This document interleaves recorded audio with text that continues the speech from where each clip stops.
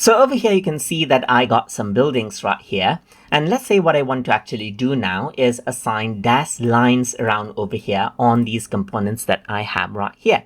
So you do actually need to go ahead and let's say, for example, if you have these shapes, you need to go ahead and make it into a component first for it to be able to accept the dashed lines. So once this is done, what you can do is you can go ahead and assign tags to it. And then from the tags, you can enable the dashed lines.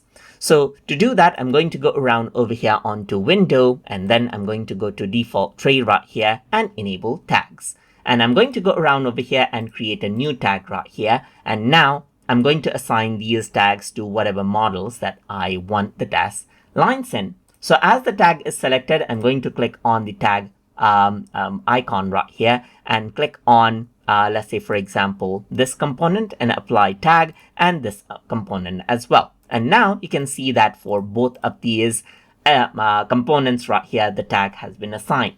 So now over here in the dashes section, you can simply click and choose the type of line that you want. For example, you can go for this type of a dashed line. You can go for this type of a dashed line or this one, as you can see right here. And then you get the dashed lines right here in the tags, as you can see, just like this. So that is how you can go ahead and add out dashed edges inside of SketchUp.